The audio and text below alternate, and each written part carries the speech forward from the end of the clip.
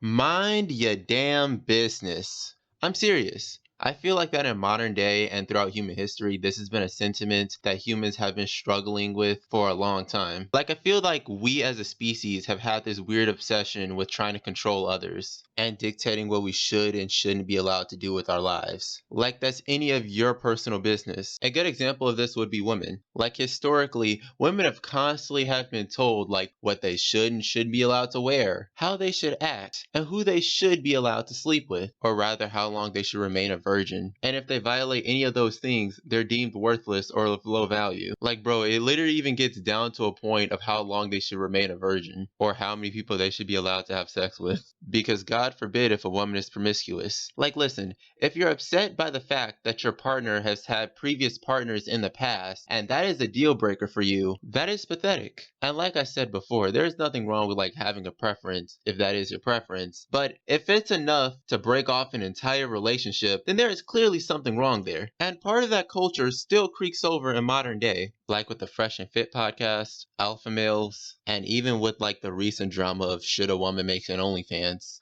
Like, oh my god, how dare you expose your body like that? A woman must remain pure. Like, ugh. Like, bro, grow the hell up. I think another example would be LGBT stuff. I still to this day do not understand why two people of the same sex wanting to date each other is such a problem for most people. Like to a point where you feel you need to physically assault them because you have so much of a problem with it. Like, what does that have to do with you? Because a book told you to do it? Like, I'm pretty sure if Jesus was alive, he would not support that. Like, in fact, I'm pretty sure he would be more accepting of the LGBT community rather than being against it. Like, you're willing to break several commandments for what? Because a guy likes to play for the same team or sees himself as a different sex or gender? Then there's people like Matt Walsh. Like, bro, why do you need to dedicate your entire career into debunking transgendered people? What does that have to do with you? And then there's how it's seen in the black community. Like the minute they think you're fruity or you accuse them of being fruity, they just have the most over dramatic reactions like you just triggered a Vietnam flashback or something. They just be like, oh hell nah bro, I ain't like that. Yo bro,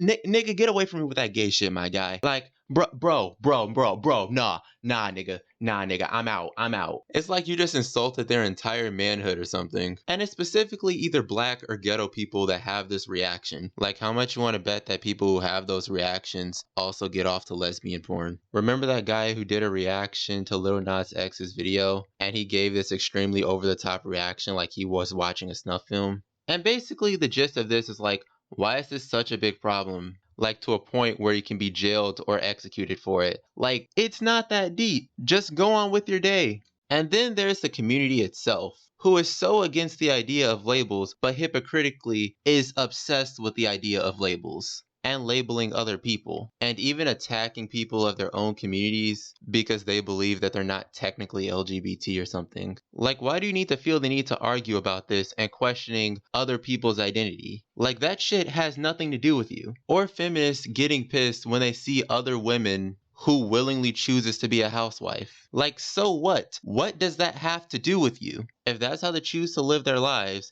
and they're not interfering with other people's happiness, then let it be and mind your own business and worry about you. Speaking of choices, why is the topic of abortion such a heavily debated topic? Like, I get with one side being concerned about the well-being of the mother and the other side is focused on the well-being of the child. But what does that have to do with you? And what does that have to do with society? Like, will it cause an apocalypse? Will it cause a population crisis? Will Cthulhu rise out of the ocean and destroy all of humanity? What? No? No? Then why are we concerned about this? Like, well, yeah, it sucks. But at the end of the day, the woman doesn't want a tiny human growing inside of their body and want it to be removed from them for any type of reason, then that's their choice. It sucks for everyone, but hey, that's just how the cookie crumbles. If you disagree with it for any number of reasons, then that's good. That's your own opinion. If you agree with it, then yeah, good. That's your own opinion. Just don't bash other people for having a different one. I also like to point out that the most common misconception about this topic is the fact that people get it for no reason and simply just because that they don't want it, when in fact that's not the case at all. According to the National Library of Medicine, women's reason for seeking abortion fell into 11 broad themes, with the predominant things being for financial reasons, timing, partner-related reasons, or the need to focus on other children, with most women reporting multiple reasons for seeking abortions across over several themes. I also like to take the time to point out that I'm not sure if forcing motherhood on other people, regardless of where they are in life, is a good idea, because it can be both damaging to the mother and the child, with poverty increasing risk of child abuse, along with other factors, according to childwelfare.gov.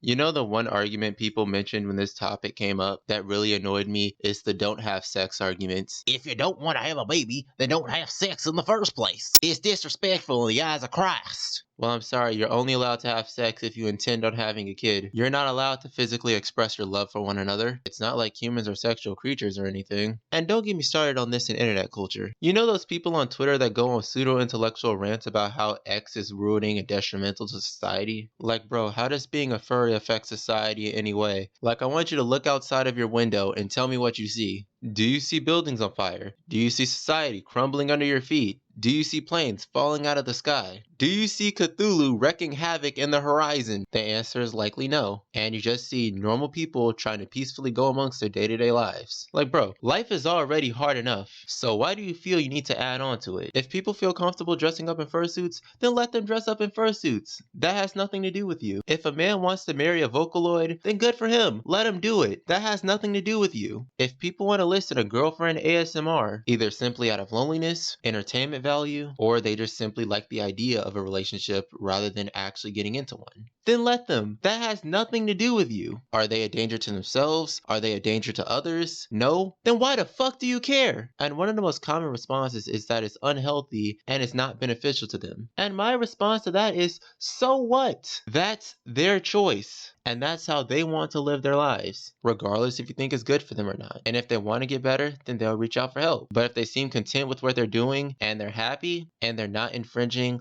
on other people's right to pursue happiness, then leave them alone. And I get you have good intentions, but you also need to keep in mind that you're not responsible for other people's happiness. And everyone has their own definition of happiness that might not fit your own definition of happiness. For example, your definition of happiness might be to hustle and get money and get women, or find a partner and raise a family, while another person's definition of happiness might be either to simply play video games and watch anime, while working an average job to sustain himself. Your definition of happiness might be living in a mansion filled with all types of fancy furniture, while another person's definition of happiness might be to live in an apartment with a mattress and gaming station. We all have different values, and life's not a linear path. There is no objectively right way to live. I don't care what religious text you read, there are literally thousands of them, until one of the deities show their face for all to see and say, hey, I'm the right religion, then there's no objectively right way to live your life. But there is, however, an objectively wrong way to live your life, and that is when your lifestyle harms others, or you forcing your will onto others to a point of harm. In an old video I made on when to live and let live, I constructed a checklist of requirements for your involvement to be necessary if you need it. But